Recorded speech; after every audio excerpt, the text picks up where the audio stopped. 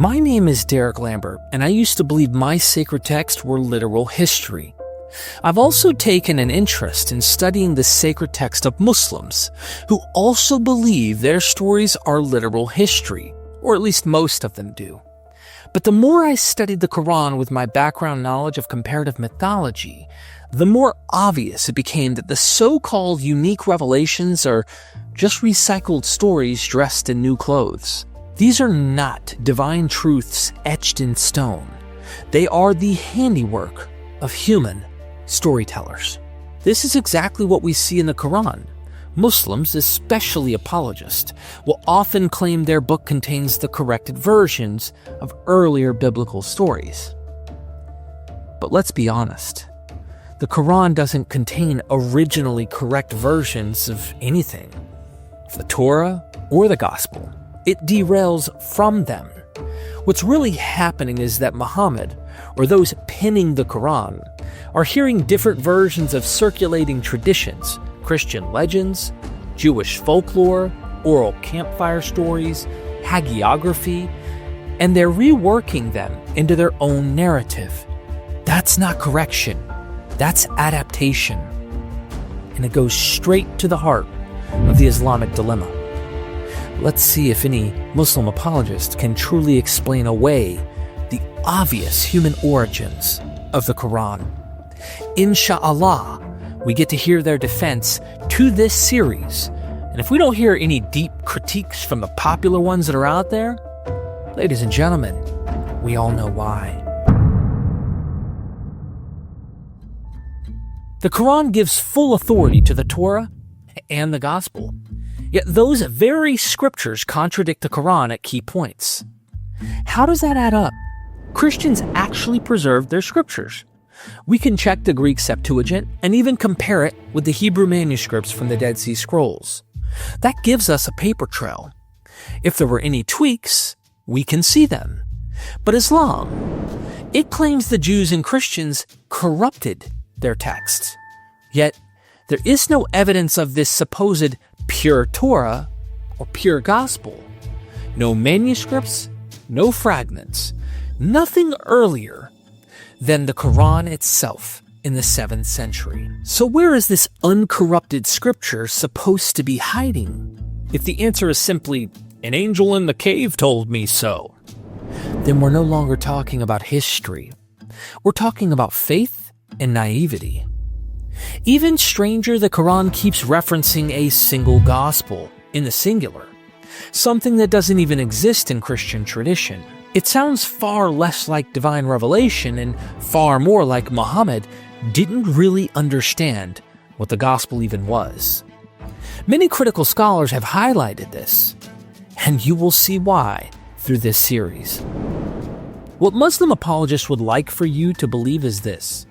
The earlier Jewish Torah and Christian Gospels were at one point divine revelation from God, but they corrupted them. Yet somehow this 7th century prophet has the pre-corrupted truth from the Torah and Gospel. If you ask for any evidence of this pre-corrupted Torah or Gospel, they have zilch. In fact, the evidence points to the reality that Muhammad is the one who's likely corrupting these materials from Christians and Jews.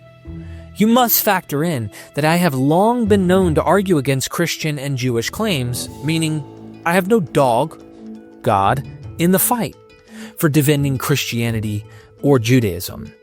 It's just common sense to realize that a new religion with a new prophet appearing 600 years after Christianity's origins and around 1,000 years after Judaism's likely origins is the one inventing the new ideas, aka corrupting prior teachings, especially when no Muslim can produce the Gospel or Torah without corruption from much earlier times.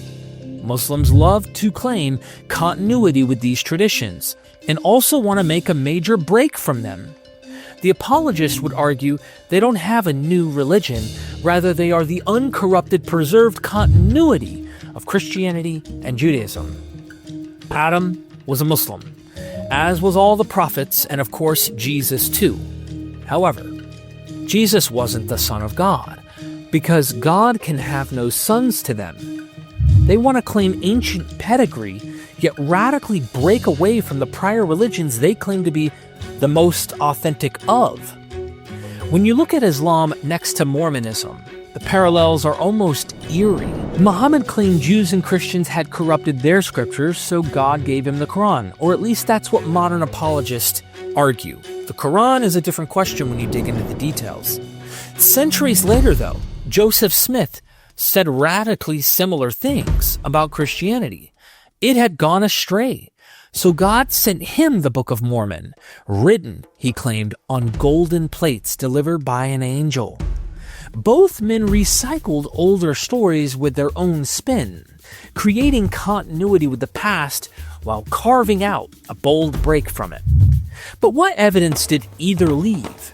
In Islam's case, no trace of an uncorrupted Torah or Gospel has ever surfaced, only the Qur'an itself, centuries later. In Mormonism's case, Smith produced a circle of witnesses who signed testimonies saying they saw the plates. But here's the catch. Some later admitted they saw them only in visions, not with their physical eyes. No plates survive, no archaeology backs it up, and no external evidence confirms the Book of Mormon's world. Both faiths demand belief, not on facts, but on revelation. And the fingerprints of human invention are obvious. The Book of Mormon borrows whole sections straight from the King James Bible, right down to its 17th century English phrasing. It retools biblical stories into a new tale about Israelites migrating to the Americas, but laces it with 19th century obsessions, Native Americans, revivalist Protestant debates, Freemasonry, and the anti-Catholic rhetoric. That is not timeless revelation, that's local cultural remix.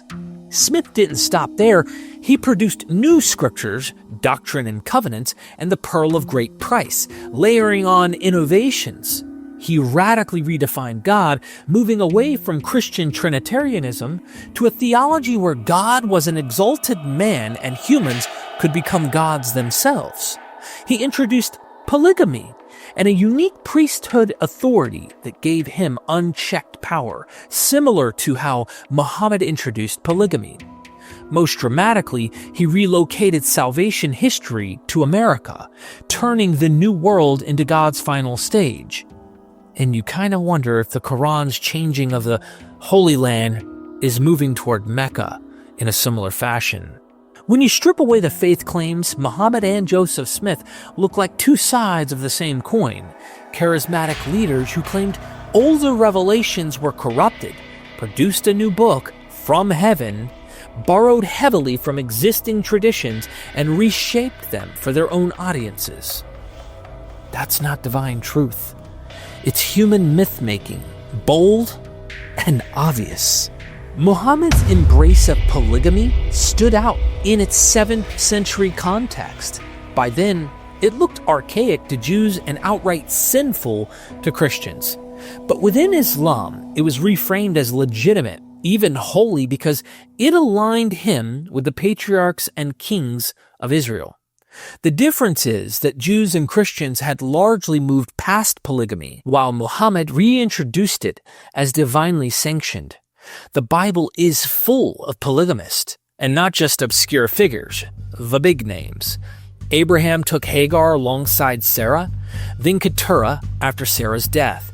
Jacob fathered Israel's tribes through 4 women, Leah, Rachel, Bilhah, and Zilpah. Moses had a Cushite wife besides Zipporah. Gideon had many wives, Judges 8:30. Elkanah had 2, Hannah and Peninnah. David collected multiple wives and concubines, and Solomon outdid them all with 700 wives and 300 concubines. 1 Kings 11:3. Even minor kings like Rehoboam, Abijah, Jehoram, and Joash had harems. These examples became the exact ones both prophets pointed to in order to justify their desire for many wives.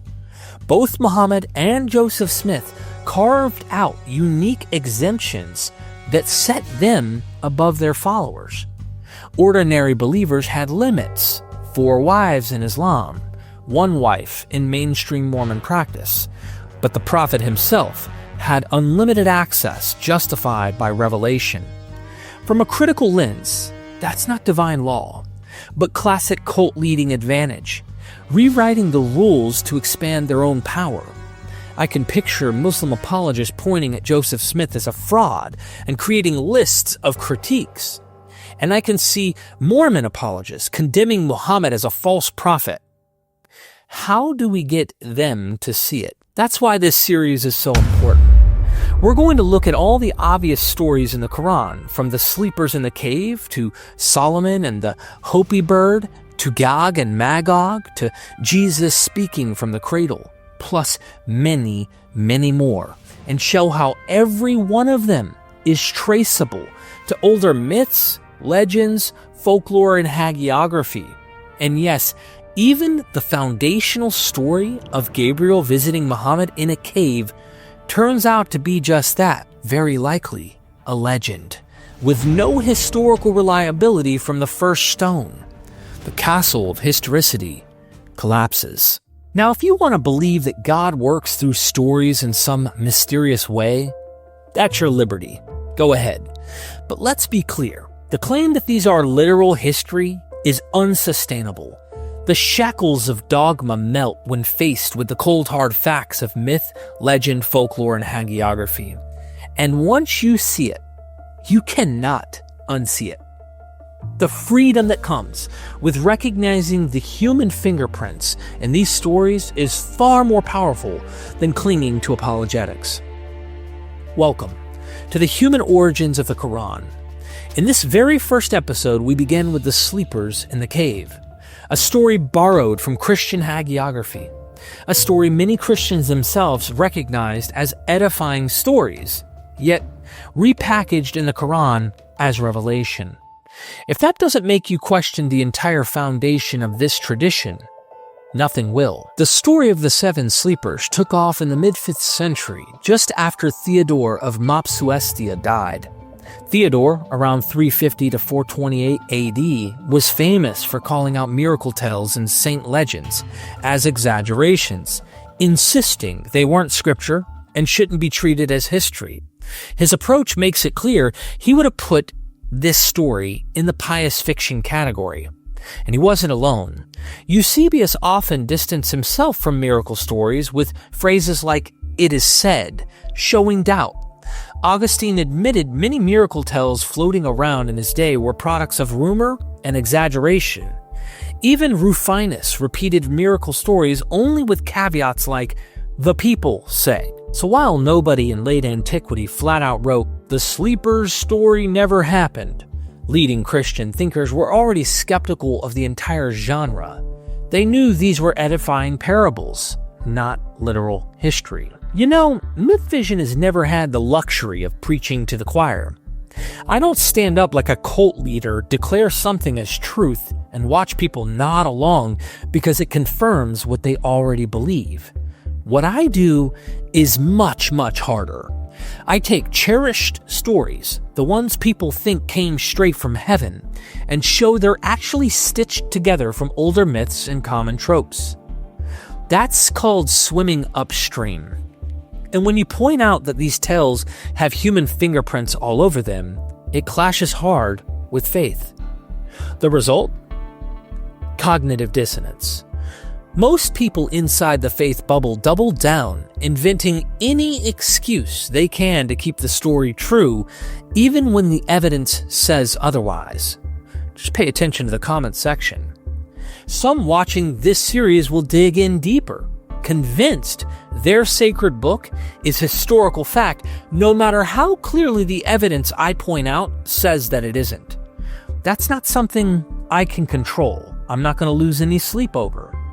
What I can do is present the evidence with clarity, honesty, and empathy, because I've been on both sides. I know what it feels like to defend these stories as divine, specifically within Christianity, and I also know what it feels like to finally see through them. And for the sincere seeker, the one who actually wants to know the truth, this journey will open their eyes to things about the Qur'an they never knew. and help them see it for what it truly is, a very human book full of very human stories. MythVision is always fighting an uphill battle. I'm not here to play guru, drop a line and have people blindly nod along. My job is much harder. I'm showing that the stories people hold sacred didn't fall from heaven. They were borrowed, recycled, and repackaged, just like the stories in every other culture of the world. But here's the problem. What you don't know can't convince you. If someone has never heard the older material, how could they even recognize the borrowing? That ignorance is the real Goliath I'm up against, and I'm just hoping my little stone of precision can hit the mark. Take Heracles, for example. Most people know the story, that he died on a funeral pyre. But few realize that this legend is built on much older Phoenician traditions about Melkart, Baal, the dying and rising god whose yearly death and rebirth rituals were celebrated in Tyre. Without knowing those Phoenician stories, you'd never see the fingerprints of Melkart all over the Heracles myth. The same is true for the Bible. I've been working with a scholar, Mark G. Bilby, a classicist New Testament scholar, who's shown how the book of Acts borrows from the ancient Greek stories of Orestes and Iphigenia. Sounds wild, right? But to even begin to see it, you'd first have to know the book of Acts inside and out, understand that early Christians freely imitated stories outside of their Jewish tradition, recognize that Acts' author almost certainly had access to these Greek plays. And most importantly, you'd have to actually know the stories of Orestes and Iphigenia in the first place. Only then can you spot the parallels. Sometimes we even find direct linguistic echoes that make the case stronger. Other times, we can't prove a one-to-one borrowing, but we can still see that the material belongs to the same genre. Like if I say, a man in a cape steps out of a phone booth and flies into the sky, you should instantly know we're in the comic book territory. Myths, legends, and hagiographies work the same way. This is why showing the Qur'an reuses older stories isn't easy. Most Muslims have never been taught the earlier legends. So when I say the sleepers in the cave story in the Qur'an is lifted straight out of the Christian tale from centuries earlier, it sounds shocking. But once you know the Christian legend and then compare it to the Qur'an's version, the connection becomes undeniable. By the end of this episode, you'll see it clearly. Muhammad didn't reveal history. He recycled a legend. And yet today, millions believe it actually happened. That's not just wrong, it's myth mistaken for fact. First, let's listen to Ashab al-Kahf, Companions of the Cave, from Quran chapter 18, verses 19 through 26, Sahih International. For those who have never heard this story, you need to pay attention. You'll understand and see the significance when we look at the older story from the Christians. For those who have heard the story, pay attention, because then you're going to notice the same. Or have you thought that the companions of the cave and the inscription were among our signs of wonder? Mention when the youths retreated to the cave and said, "Our Lord, grant us from yourself mercy and prepare for us from our fair right guidance." So we cast the cover of sleep over their ears within the cave for a number of years. Then we awakened them, that we might show which of the two factions was most precise in calculating what extent they had remained in time. It is we who relate to you, O Muhammad, their story in truth. Indeed, they were youths who believed in their Lord, and we increased them in guidance. And we made firm their hearts when they stood up and said, "Our Lord is the Lord of the heavens and the earth." Never will we invoke besides him any deity. We would have certainly spoken then an excessive transgression. These our people have taken besides him deities.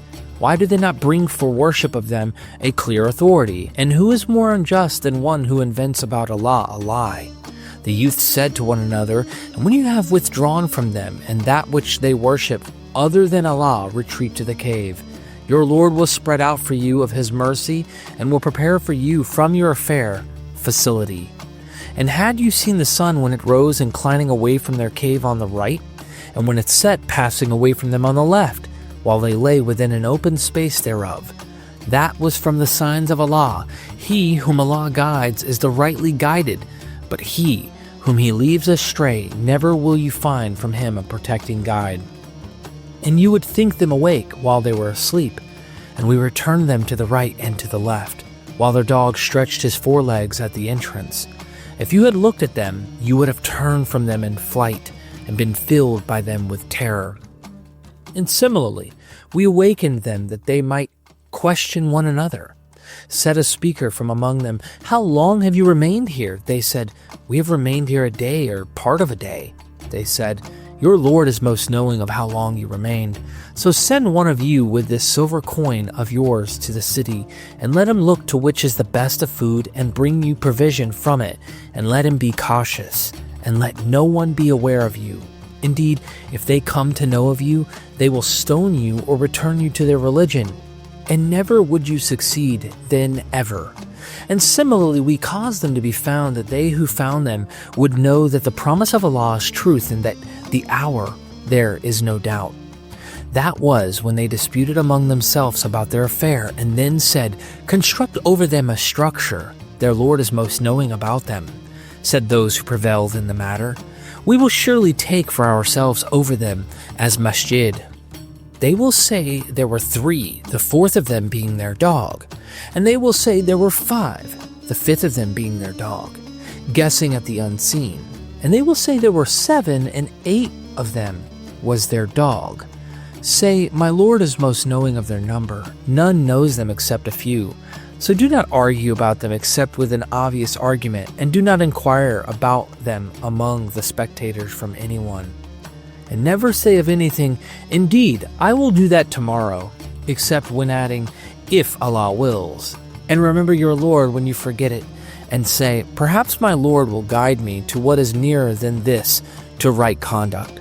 And they remained in their cave 300 years and exceeded by 9. Say, Allah is most knowing of how long they remained. He is the unseen aspects of the heavens and the earth. How seeing is He, and how hearing. They have not besides Him any protector, and He shares not His legislation with anyone." This is the Qur'an's version of the story. And we're told about a group of young men, maybe 3, maybe 5, maybe 7, only Allah knows. That's a strange thing to say, isn't it? Supposedly, this story came straight from Allah, delivered through the angel Gabriel to Muhammad. But if that's the case, why would Allah say He's the only one who knows the number? Isn't He the one telling the story in the first place? That little contradiction is our first clue that what we're dealing with here isn't revelation. It's a hand-me-down legend. In Qur'an 18:13, the wording is, "We relate to you their story in truth." The we, Nanu, here is the Quranic royal we, the divine voice Allah uses when speaking in revelation. In Islamic tradition, this always refers to Allah Himself, not angels, not Muhammad, not humans. This raises obvious red flags in the narrative. But here's how the story goes. These young men lived in a city full of idol worship. They refused to bow down to many gods and insisted on worshiping the one true God. To escape persecution, they hid inside a cave, along with their faithful dog, who protected the entrance. Don't forget the dog, because this is going to be seriously important later. God then caused them to fall into a miraculous sleep, not for one night, not for a week, but for centuries. The Quran says 300 years, plus a little more. When they finally woke up, they thought they'd only been out for part of a day. One of them went to buy food, but the coins he carried were so old that people instantly knew something supernatural had happened. Word spread quickly. These men had been preserved for hundreds of years. The Quran presents their story as a sign of God's power, a proof of resurrection and of the coming last day. And yet notice what it leaves blurry: their exact number? Was it 3, 5, 7 with a dog? The Qur'an doesn't commit. Instead, it emphasizes only God knows. And that's exactly the problem. If God was truly the one revealing this story, without looking at the earlier legend, wouldn't he already know and tell you? This odd hesitation is the crack in the story that lets us see what's really going on. Muhammad didn't receive a brand new revelation from heaven. He was recycling an old legend already famous before the Qur'an. And guess what? There are many versions floating around with 3 sleepers, 5 sleepers, 7 sleepers, and sometimes even different numbers than those. So now let's immediately hear the closest parallel to the Qur'an. That is the Syriac Acts of the 7 Sleepers of Ephesus. And we're going to hear a translation from E.W. Brooks. In the days of Emperor Decius, there were 7 young men at Ephesus: Maximilian, Malchus, Martinian, Dionysius, John, Serapion, and Constantine. When persecution broke out against the Christians, they refused to sacrifice to idols. To escape, they fled into a cave on Mount Silion, taking with them only a little bread. Pause for 1 second.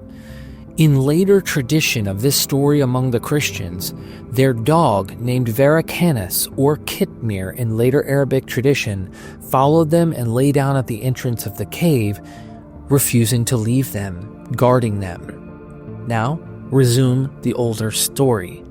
When Decius heard of their hiding place, he ordered the cave to be sealed with stones, so that they would perish inside. But God, who guards his faithful, caused a deep sleep to fall upon them, and they slept in that cave for 372 years, knowing nothing of time passing. In the reign of Theodosius the Younger, when disputes arose in the church about the resurrection of the dead, God willed to reveal the truth by awakening the sleepers. He stirred them from their slumber, and they arose as if from a single night's rest. They prayed together and sent Malchus into the city with coins of silver to buy bread. When he entered, he was astonished to see crosses set upon the gates, for the city was now Christian. When he offered his ancient coins, the bakers were amazed, for they bore the image of Decius long dead. News spread quickly, and the bishops of Ephesus and the emperor himself came to the cave. The 7 told their story, bearing witness that God had indeed power to raise the dead, for they themselves had been preserved as a sign. After this testimony, they bowed their heads, and once more they fell asleep in death until the final resurrection. Wow. There's the story in a nutshell. But what is happening here? In the 3rd century, under Emperor Decius, in 249 to 251 AD, Christians are being hunted down and forced to bow before pagan gods. A group of brave young men in Ephesus refuse. Instead, they sneak away into the mountains, crawl into a cave, and promptly fall asleep, in later tradition, with a dog, which will become significant in a bit. Decius finds out, walls them inside, and that should have been the end of their story. But instead of dying, they drift into a miraculous slumber that lasts not 1 night, not 1 year, but over 3 centuries. This is odd because anyone calculating the time between the death of Decius and the reign of Theodosius II, it calculates roughly to 157 years. So the chronology doesn't add up. In later 13th century, Jacobus de Voragine calculated it to 196 years. Many scholars have given different explanations for why the legend says 372 years. From people making it longer to sound greater, you know how legends work. The number may be symbolic. A scribe accidentally copied the numbers wrong, and then this became the standard number that was passed along in the tradition, and other reasons. But in the story, we fast forward to the reign of the Christian emperor Theodosius II in the mid-400s AD. The wall sealing the cave collapses, and the young men wake up thinking they've just had a nap. One heads into town to buy bread, but when he pulls out coins from Decius's era, people panic. They think he's uncovered buried treasure. When the bishop investigates, the truth hits. These guys are living proof of the resurrection. And then, after delivering their miracle, they fall asleep again, this time for good, until the resurrection. The story wasn't just a miracle tale. It was a direct rebuttal to a bishop named Theodore of Agi, who denied the bodily resurrection during the 430s to 440s AD. The sleeper's resurrection nap was the ultimate mic drop to prove him wrong. This is exactly why this story was invented to begin with. It was a legend to debunk a bishop with heretical doctrine. You see, this story circulated within 10 to 20 years of this Christian debate when it was actually invented. This, ladies and gentlemen, is classic hagiography. But before we spell out what hagiography is, let's briefly compare these stories to raise a few eyebrows. What do we have? 1. Group of young men in both stories. 2. Refusal of idol worship, affirmation of one God in both stories. 3. They're pursued by authorities or persecution in both stories, both the Qur'an and early Christian stories. 4. They're taking hiding in a cave in both. 5. Dog guarding the cave in both traditions after the Qur'an's written in the 7th century. There's a 5th century quote of a post-7th century document that says that there was a traveler telling the story with the dog in it. But you'll see later that scholars kind of question this. At the end of the day, the dog guarding the cave is original, or most scholars think, a unique attribute in the Qur'an. But the earlier story from the Christians has some divine figure guarding the cave. 6. Falling into miraculous centuries-long sleep. This is an important element we're going to show soon, but both stories have them sleeping for hundreds of years. 7. Awakening, confused about how long they'd been asleep. In both stories, the protagonists, the sleepers, have no clue how long they were asleep. They thought they just took a nap real quick. 8. Discovery via old coin. Both stories have them with a very old coin going to buy some food. 9. Locals shocked at the miracle. In both stories, they come to the cave, they're impressed by the miracle, and it proves their theological point. 10. The story becomes a divine sign. Resurrection in Christianity, God's power in Qur'an, and may imply resurrection when it talks about the time, specifically in the Qur'an, chapter 18. 11. Ambiguity about their number. Both traditions note it. So you have, in the early Christian traditions, you have this ambiguity about how many sleepers. Sometimes it's 7. Various different ones might have 5 or 3 or 8 or even 9. Whereas in the Qur'an, it talks about they say there's 3, they say there's 5, they say there's 7. You see this ambiguity in both traditions, which should be a red flag. 12. Final, return to sleep after their message is delivered. So they all go to sleep until they await the final resurrection in the end. And this is in both stories. So put together, that is a mountain of overlap.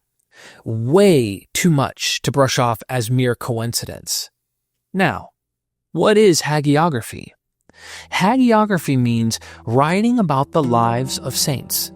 But it isn't real history. It's religious storytelling meant to inspire faith, defend beliefs, and teach lessons. The tale of the 7 sleepers of Ephesus is a perfect example. 7 young Christians supposedly hid from persecution, fell asleep in a cave, and miraculously woke nearly 200 years later if you take the literal chronology, to prove that resurrection was real. This wasn't written as fact, but as fictive hagiography, a legend created in the 5th century to settle debates about whether resurrection was a literal or symbolic body. It's not eyewitness history. It's a theological story dressed up as a miracle. And pretty soon, pilgrims were flocking to their cave. A church was built on the very spot.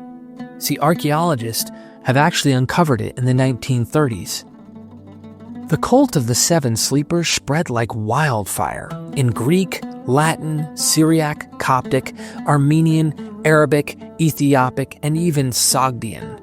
By the Middle Ages, everyone knew about them from France to Persia. That's a massive chunk of the known world at the time that knew about this. Get this, this trope wasn't new to the Christians either. So Muslims can kind of go, okay, let's hear what he has to say. Let's see what kind of evidence he shows that the Christians themselves may do this. The idea of miraculous long sleep already floated around Jewish, Greek, and Babylonian traditions. Jeremiah's servant Abimelech was said to have slept through the Babylonian exile. We can read this in the ancient Jewish text, 4th Baruch, where Jeremiah's servant Abimelech is said to have fallen asleep for 66 years, snoozing straight through the Babylonian exile. When he finally woke up, the basket of figs he had with him was still fresh, a miracle proving God would preserve his people during the exile for their return, the same way he preserved Abimelech and the figs.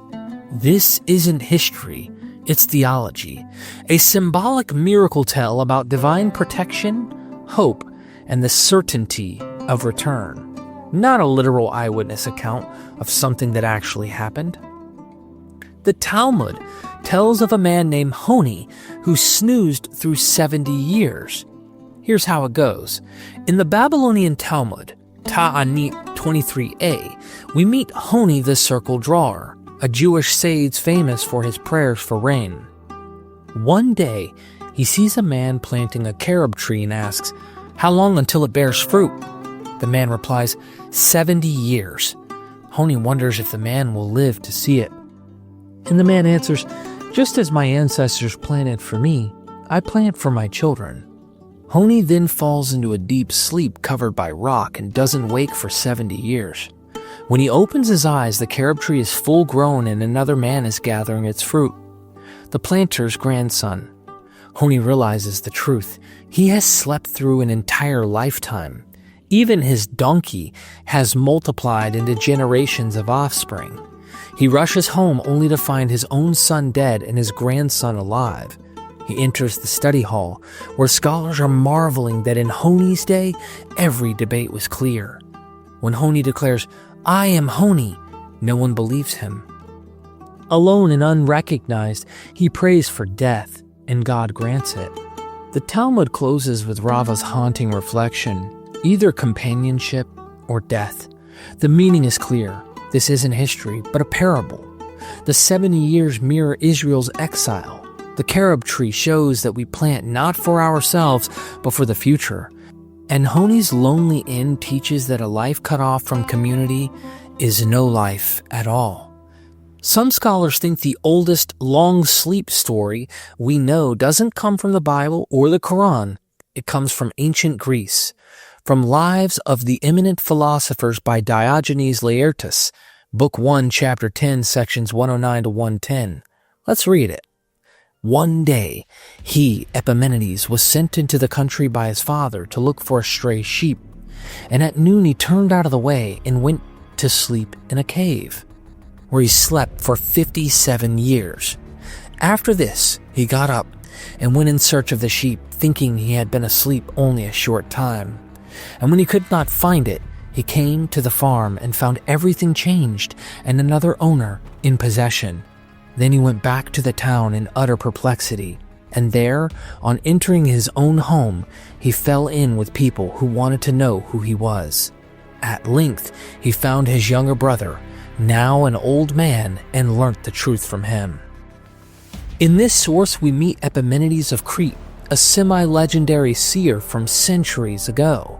Diogenes Laertius tells that one day he wandered into a cave while looking for a lost sheep, and didn't just nap, he slept for 57 years.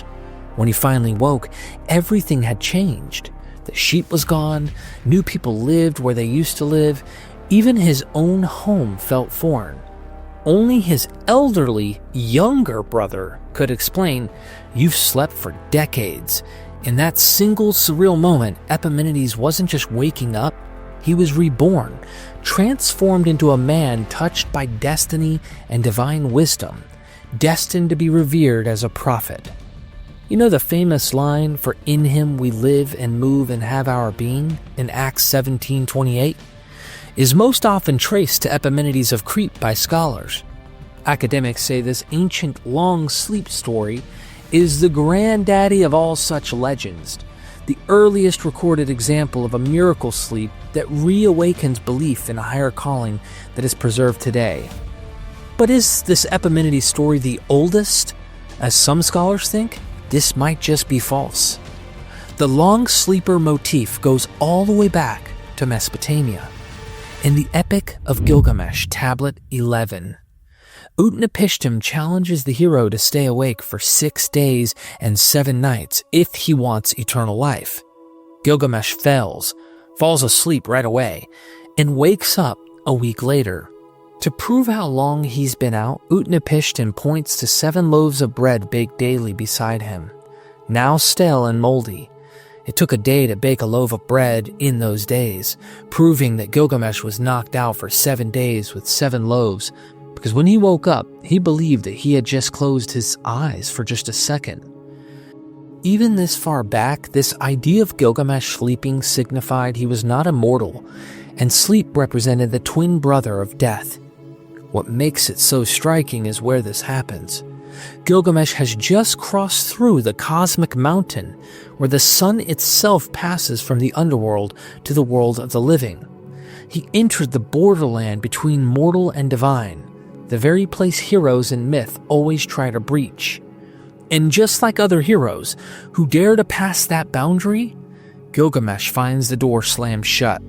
This is significant for the sleeper story in the Qur'an. We will see that in a minute. It's the first time we see the miracle sleep idea used to test a human against the divine. Later Greek thinkers picked up the theme. Aristotle briefly mentions Sardinian heroes who wake up without realizing how much time has passed. And Stoic writers loved these kinds of paradox stories, marvels that carried a moral lesson.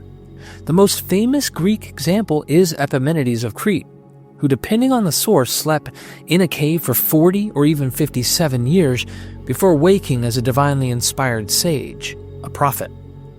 From Babylon to Greece, the long sleeper was a powerful way to explore human limits, divine power, and the shock of time lost. So, what did the Christians do? They took an old trope, the long sleeper, we've already seen in Gilgamesh, Epimenides, Abimelech, and Honi, and gave it a fresh spin. They plugged it straight into their theological debates about resurrection. Instead of just being a marvel or a moral lesson, the story of the Sleepers of Ephesus became the ultimate proof text. See? God can preserve bodies through the ages. Resurrection is bodily. Scholars still debate what language the 7 sleeper story first appeared in, Syriac or Greek. However, most think Greek came first. But by the 5th and 6th centuries, Syriac poets like Jacob of Saru were already retelling it, and church historians were spreading it across the Christian world.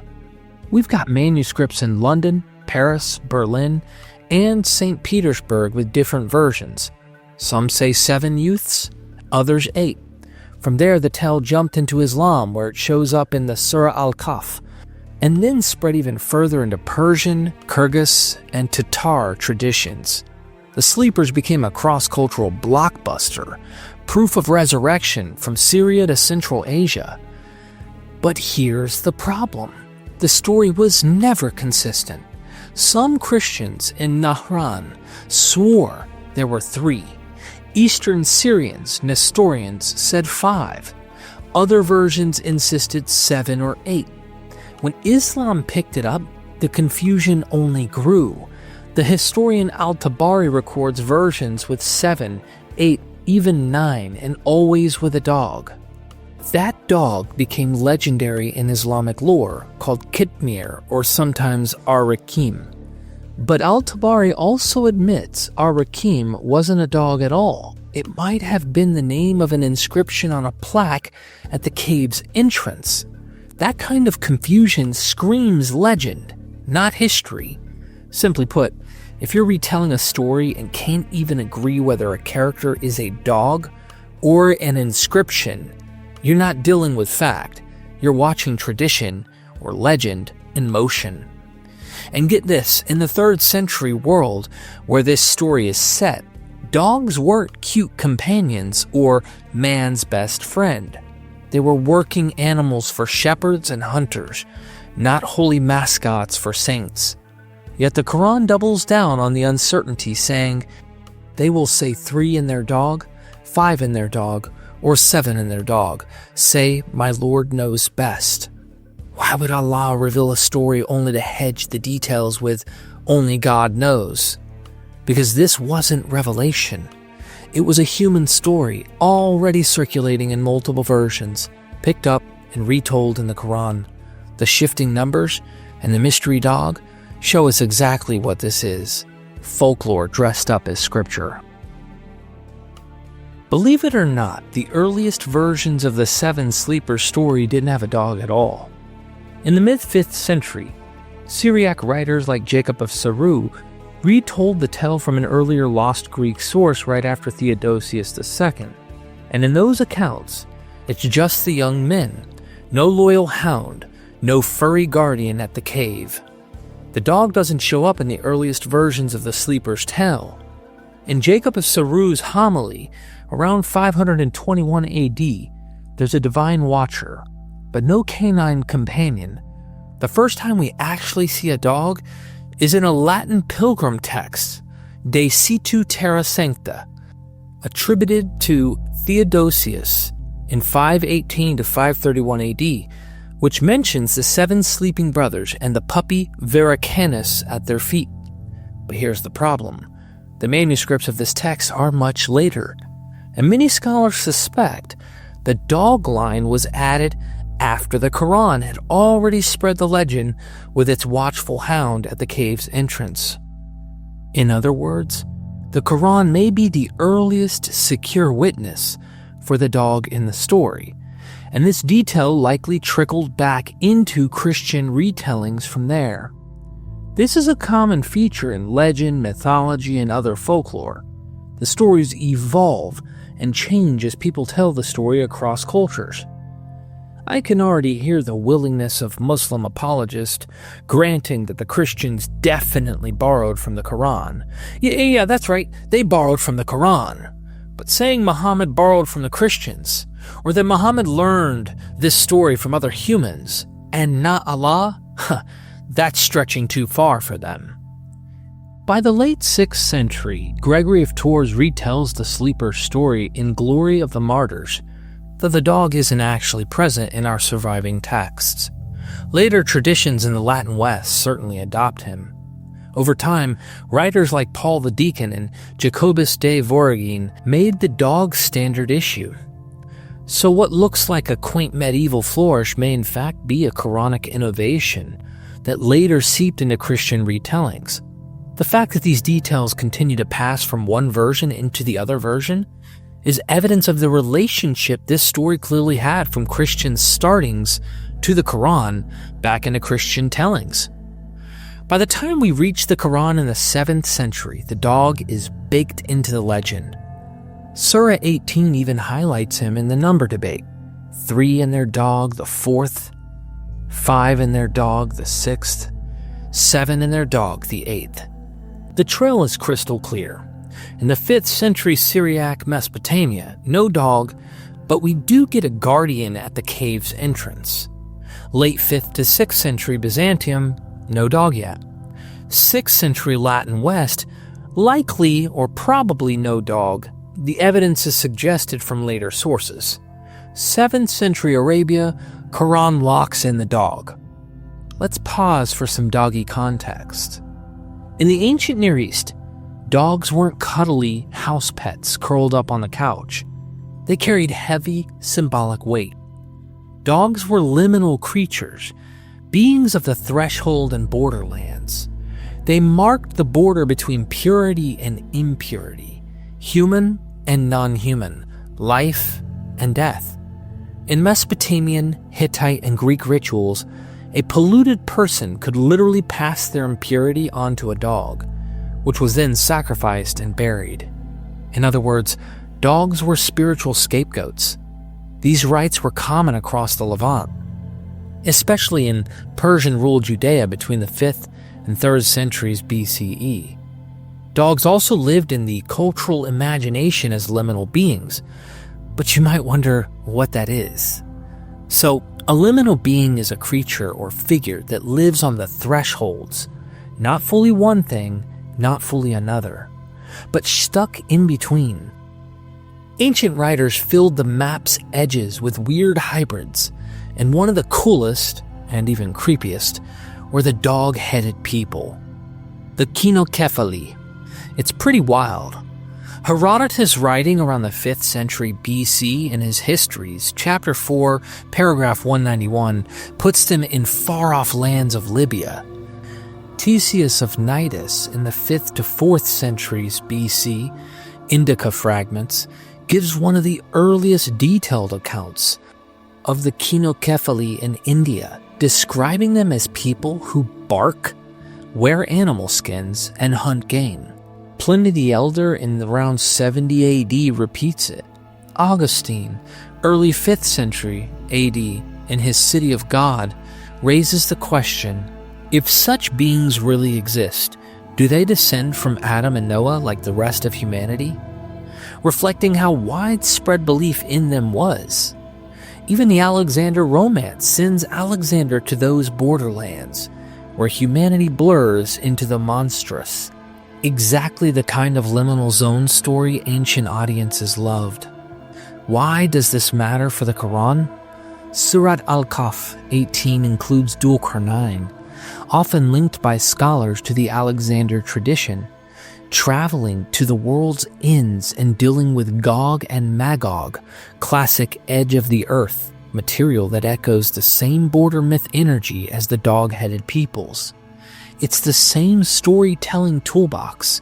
Push the hero to the fringes, meet the strange, test truth at the threshold. The Alexander to Quran connection deserves its own deep dive. We will save that for the next video. Also, in one of the strangest early Christian legends, Saint Christopher wasn't always the kindly giant with a staff we see in modern icons.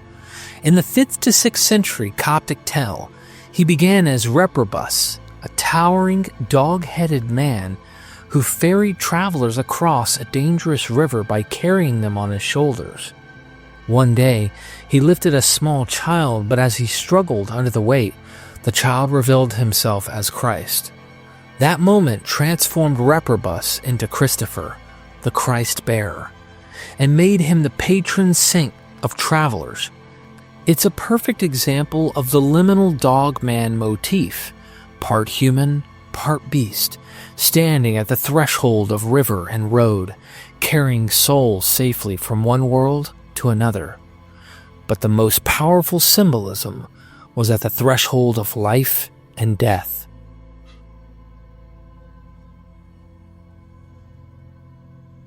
The Egyptians already had their own guardian at the gate of death, Anubis, the jackal-headed god. Dogs and jackals prowled the desert edges where tombs were dug, scavenging graves. The Egyptians flipped this fear into faith. The same animal that could desecrate the dead became the divine protector of the dead. In the Book of the Dead, Anubis guides souls into the Hall of Judgment, standing at the scales where the heart is weighed against truth. In the myth of Osiris, 2400 BC, pyramid text and later ones, it's Anubis who embalms and guards the murdered god, setting the model for every burial to follow. He's both scavenger and savior, terrifying and sacred, standing at the threshold between life and death. Then we have the Greeks and Romans' Cerberus, as the monstrous hound sprawled across the gates of Hades, the living barrier between the world of the living and the dead. This is why Heracles' final labor was to drag Cerberus up from the underworld. To do it, he had to cross into Hades, hell itself, guided by Hermes and Athena, and face death's watchdog head-on. Heracles didn't kill Cerberus, he overpowered him, hauled him into the daylight, and then returned him to his post. Only a hero like Heracles could break through death's threshold and come back. Cerberus wasn't just a monster, he was the very symbol of the boundary Heracles had to cross and survive. There's a place in Virgil's Aeneid, Book 6, where Aeneas descends into the underworld and confronts Cerberus, the monstrous hound of Hades. Huge Cerberus sprawls, monstrous, in a cave opposite, guarding the entrance. There's a dog guarding the entrance, filling the air with his triple-throated howling. The Sibyl, seeing the snakes bristling on his neck, throws him a honey cake with soporific herbs and drugged with honey. He opens his 3 ravenous gullets in hunger and swallows the sop, stretching his immense back on the ground and sinking all his monstrous bulk in sleep. He lies sprawling across the whole cave. Aeneas seizes the entrance, and, once the guard is buried in sleep, he slips through the opening. This sounds so familiar to the dog in the Qur'an cave, literally guarding the front. Keep that in mind. One of the oldest dogs at the gate stories comes from India. In the Rig Veda, around 1200 to 1000 BC, the god of death, Yama, isn't alone. He's flanked by 2 terrifying 4-eyed dogs. These hounds, called the Sons of Sarama, stand guard on the road to the afterlife. They're liminal beings, part guardian, part guide. For the righteous, they help lead the soul safely to Yama's realm. For others, they're fierce watchdogs who keep the living out and the dead in. A hymn in the Rig Veda, 10:14, prays, "May the 2 4-eyed, broad-nosed, brindled dogs, the messengers of Yama, guard us here from harm. May they give us shelter and safety, that we may see the sun again." Long before Cerberus or the Quran's cave dog, the Vedic tradition already imagined death itself guarded by loyal, watchful hounds. For this reason, scholars think the Greek Cerberus may echo a Proto-Indo-European underworld dog, since Vedic text, like Rig Veda 10:14, mention the 2 dogs of Yama, guardians of the road to the land of the dead. The Zoroastrians had one of the most striking dog rituals of all, called Sagdid, literally the dog's gaze. When someone actually died, a dog had to be brought to look at the body. Until the dog's eyes confirmed it, the death wasn't ritually recognized. Why?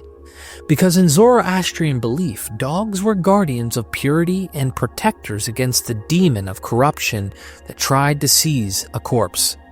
In their cosmology, even the bridge into the afterlife, the Chenvat Bridge, was guarded by dogs, standing at the threshold between this world and the next. Once again, we find the same archetype, the dog as the gatekeeper of death, the loyal sentinel at the ultimate borderland. This imagery carried into Jewish and Christian writings. A rabbinic commentary on Ecclesiastes, probably composed in the early medieval period around 500 to 600 AD, declared, "In the world to come, dogs will open gates." And in Christian Apocrypha, the dog literally became a preacher. In the Acts of Peter, written around the 2nd century AD, a talking dog is sent as Peter's messenger to confront the magician Simon Magus. And the dog ran away at once and went into the midst of the people who were with Simon, and lifting his front legs, he said with a very loud voice, "Simon Magus, Peter, who stands at the door, bids you to come outside in public, for he says, on your account have I come to Rome. You shall be accursed, enemy and destroyer of the way of Christ's truth. He shall punish your iniquities which you have done, and you shall be in the outer darkness." Having thus spoken, the dog fell at the feet of Peter and expired. We also have a very strange story from the Acts of Andrew, written around 150 to 200 AD, that further strengthens this mythic idea, where the apostle confronts demonic dogs rising from a graveyard. After this, he went to Nicaea, where were 7 devils living among the tombs by the wayside, who at noon stoned passerbys and had killed many. He commanded the demons to appear. They came in the form of dogs. Now look again at the very mouth of the cave in the Qur'an, and you will see a chilling detail. "And you would think them awake, though they were asleep, and we turned them to the right and to the left, while their dog stretched out its forelegs at the entrance. If you had looked at them, you would have turned away in flight and been filled with terror of them." Qur'an chapter 18 verse 18. Later commentators tried to soften this, turning the dog into a pious pet with a name, Kitmir.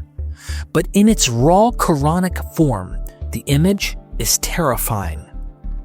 A beast sprawled at the cave's threshold, limbs extended as if to bar the way, isn't a gentle guardian. It is the classic hellhound, the sentinel of death's gate.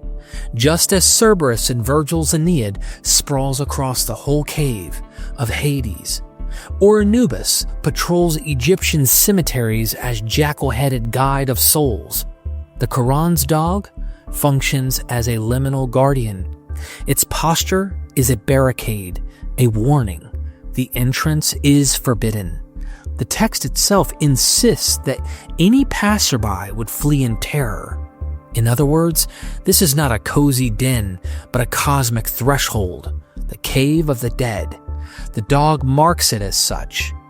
That the Quran introduces this ancient motif, unique to its version of the story, is a red flag.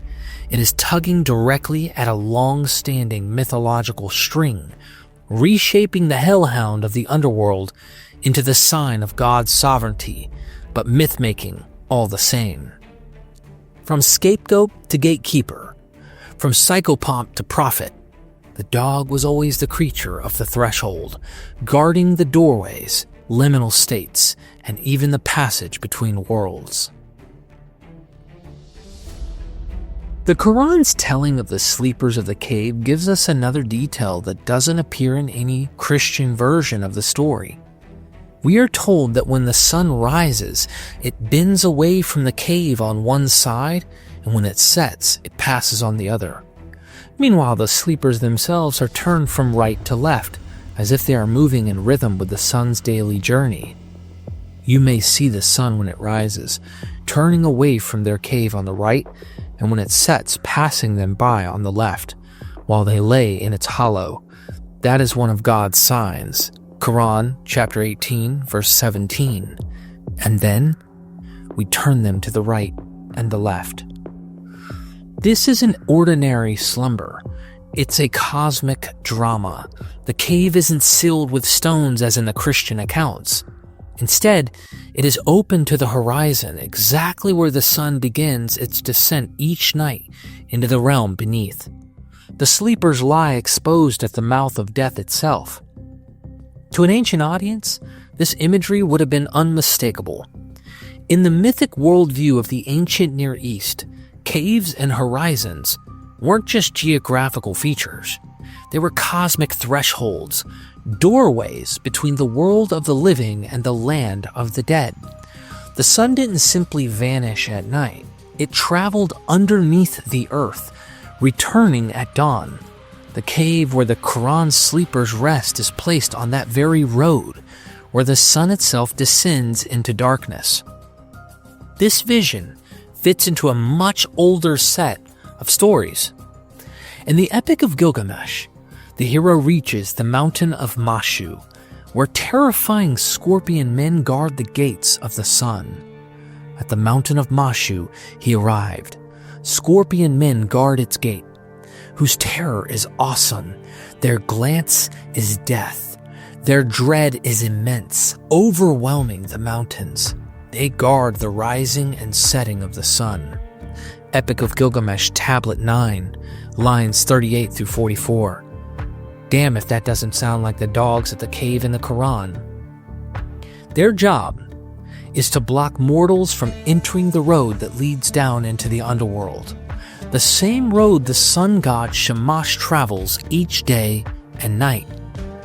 Ancient hymns to Shamash describe him scanning the earth by day and crossing the broad sea whose foundation is the netherworld by night. You climb to the mountains surveying the earth.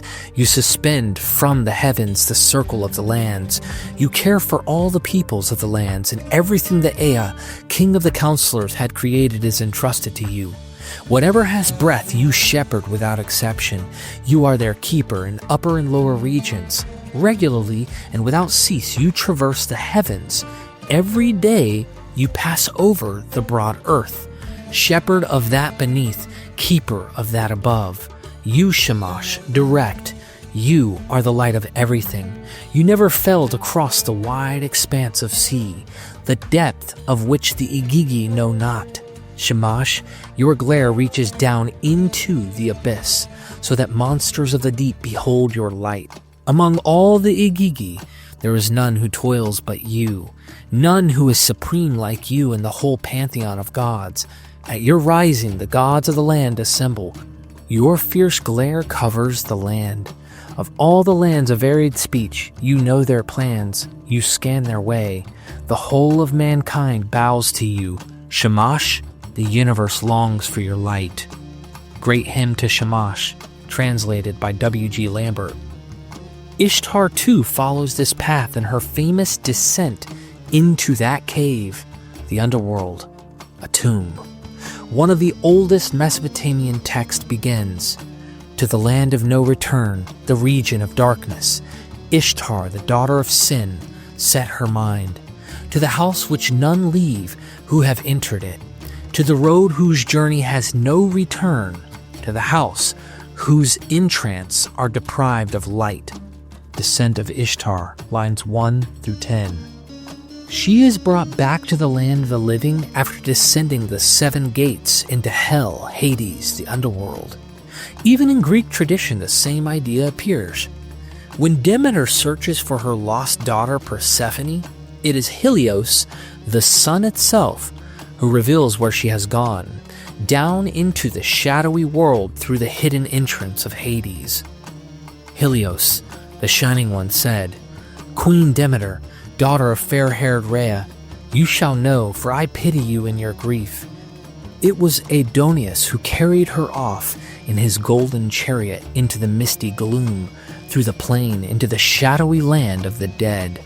Homeric Hymn to Demeter, lines 75 to 85, written around the 6th to 7th century BC. The symbolism is consistent. The sun marks the way, the cave or horizon is the portal, and those who pass through it enter death's domain. This wasn't just happening in Mesopotamia or Greece. Arabia had its own version of this cosmic system. Al-Uzza, one of the great goddesses of the pre-Islamic Arabia, was worshipped at a stone beetle in Nakhla, not far from Mecca. She was equated with Ishtar and Isis, and in the Nabatean Petra, she was the consort of the chief god Dushara. Archaeology suggests her cult may have centered in the Temple of the Winged Lions. In Syria, the solar mountain god Elagabalus was represented by a black conical stone. Roman historian Herodian writes, "In the middle of the temple stood an enormous stone, round at the base and tapering to a point. The people believe this stone to have fallen from heaven, and they revere it as if it were sent by the gods." And at the heart of Mecca itself stood the Kaaba, surrounded by idols but centered on a sacred stone, the Black Stone. Long before Islam, Arab tribes revered it, likely as a meteorite, a stone fallen from heaven, embodying divine presence. When Muhammad cleansed the Kaaba of idols, if this story can be trusted because it isn't narrated until 80 to 100 years after the Qur'an had been compiled. The black stone remained. The Qur'an never mentions the destruction of idols. Ibn Ishaq reports, when the messenger of God entered Mecca on the day of its conquest, he found around the Kaaba 360 idols, which the people had been worshipping. He struck them with his staff and recited, "Truth has come and falsehood has vanished. Indeed, falsehood is bound to vanish." The black stone's meaning was reframed, but its mythic grammar was the same. The stone was the cosmic axis, a fragment of heaven anchoring the horizon of earth. So when we read the Quran's story of the cave, it isn't pulling imagery out of thin air. The building blocks of myth were already floating all around Arabia. Caves as gates to the underworld, the sun as traveler through life and death, sacred stones as embodiments of divine presence fallen from heaven, mountains as cosmic thrones of the gods, from Ishtar to Shamash, from Gilgamesh to Demeter, and from Al-Uzza to the black stone of the Kaaba. The imagery is consistent. The Quran takes this ancient mythic language and reshuffles it into a monotheistic key. What looks like a story about a few pious youths is actually something far deeper. The echoes of Mesopotamia, Greece, Syria, Petra, and Mecca itself. The Quran's cave is the same old gate of death, its sun the same old cosmic traveler, its dog the same old hellhound sentinel. Arabia didn't invent this symbolic grammar, but by the time of Muhammad, it was already in the air, woven into shrines, stones, and stories. The Quran simply tuned it to a new melody.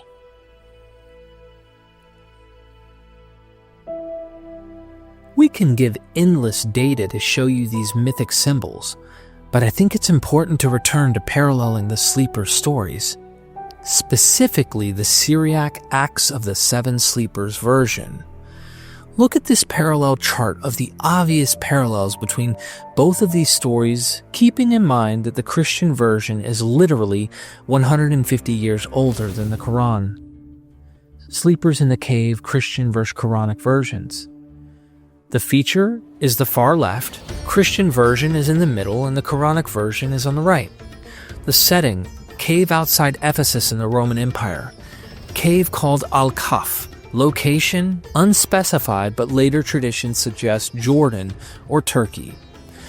Persecutor, Emperor Decius in 249 to 251 of the Common Era, orders them entombed for refusing to worship idols. On the right, a nameless ruler opposes their monotheism. No emperor is named, no specific martyrdom narrative. It's as if they wanted to strip those details to keep it generic. Faith of youths. Explicitly Christian, baptized believers confessing Christ. Described only as righteous monotheist, not identified as Christian or Jewish in the Quran. Number of sleepers. Usually 7 youths, but some traditions vary. The Quran deliberately leaves the number ambiguous. They will say 3 or 5 or 7. Say, "My Lord knows best." The dog. Well, in this particular earlier version, there is no dog, but the tradition names the dog Kitmir, depicted in Persian art and medieval miniatures later. But technically, that earlier Syriac version does not have a dog, and in the Quran, the dog mentioned explicitly. Guarding the cave, Islamic lore develops mystical significance for the dog, sometimes talismanic. Duration of sleep. Well, it varies. 373 years, Gregory of Tours, but 196 years for the Golden Legend that comes later. And in the Quran, they remained 300 years and add 9. So 309 lunar years, 300 solar years. Awakening. Awoke in Christian Ephesus under Emperor Theodosius II, proof of the resurrection of the body. Awoke after centuries, their story functions as a sign from God, not tied to resurrection doctrine, but to divine testing. Purpose of miracle. To prove resurrection and reward for Christian faith under persecution. In the Quran, to provide a sign of God's power refuting polytheism and claims that Allah has a son. Narrative emphasis, Christian martyrdom, endurance under Decius, vindication under Theodosius. The world transformed from pagan to Christianity, technically. In the Qur'an, ambiguity of number, duration, and setting focus on mystery and divine lesson rather than historical detail.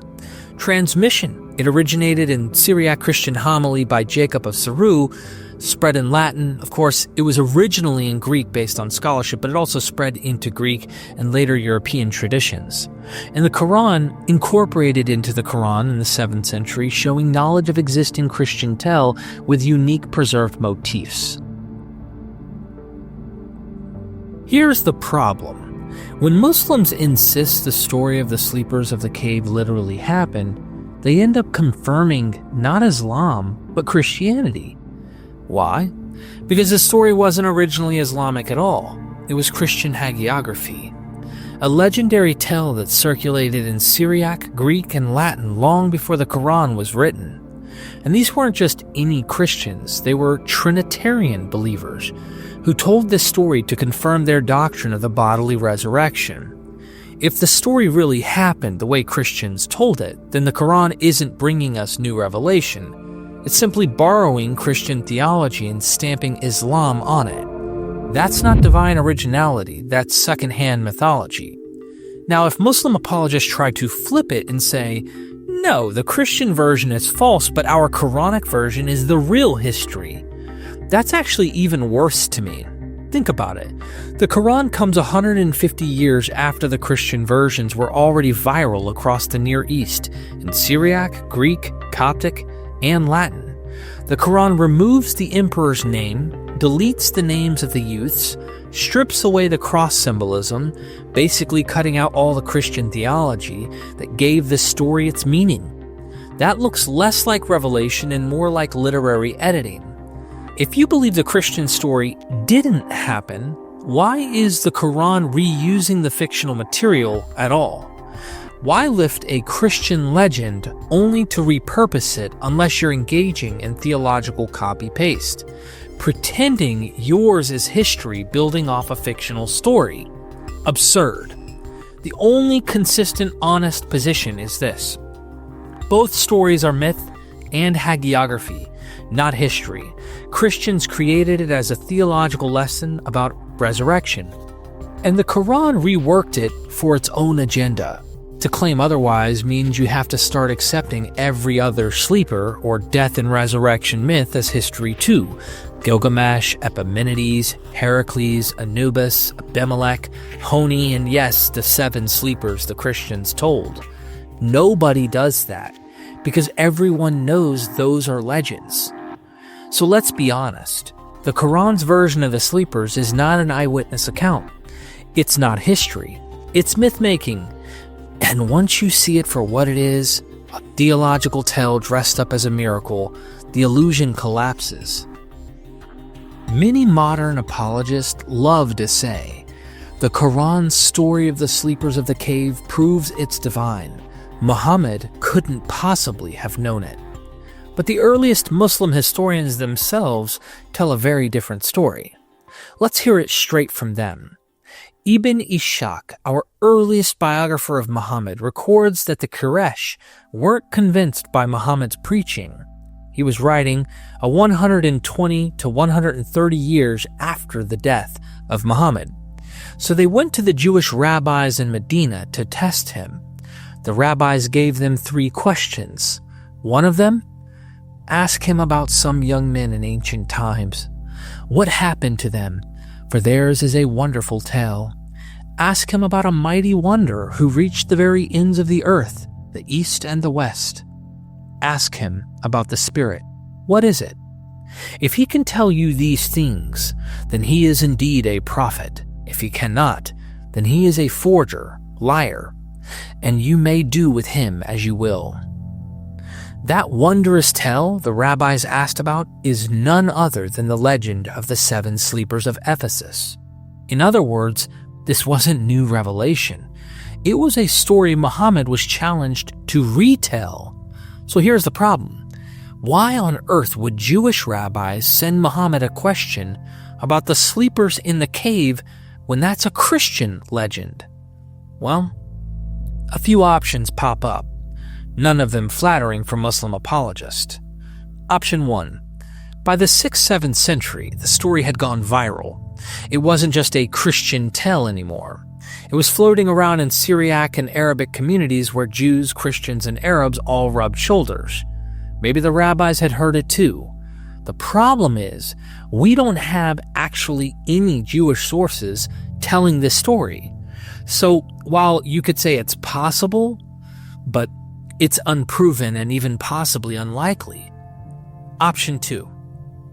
The whole episode could be a later invention. Muslim storytellers embarrassed that the Qur'an repeats a well-known Christian legend, and they needed to explain it. The solution was to insert Jewish rabbis as ones who asked about it. Suddenly, it's not Muhammad borrowing from Christian hagiography. Rather, it's a prophetic test. Clever narrative move, but transparently retrofitted. This explanation fits a common pattern. Many Sirah anecdotes serve to explain awkward Quranic content. The issue is, if it's retrofitted, why pick rabbis, Jews, instead of monks, Christians, as the testers? That inconsistency is suspicious. Option 3. The rabbis actually intentionally asked a trick question. They cleverly set a trap for Muhammad. They deliberately dangled a Christian hagiography in front of Muhammad instead of a story from Torah. If he answered their trap by giving the sleeper's tale, they'd say, "Ha! He's just parroting Christian fables." If he didn't, they'd call him a fraud.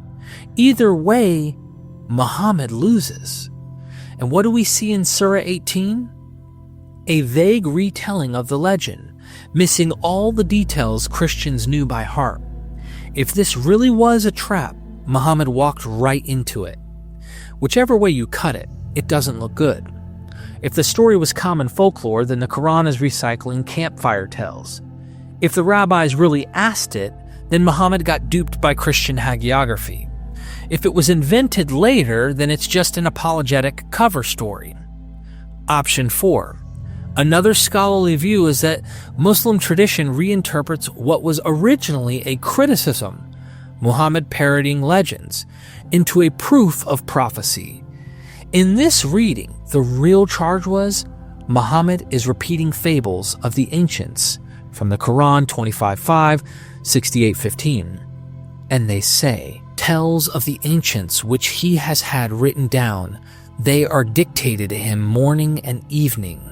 Also, when our verses are recited to him, he says, tells of the ancients.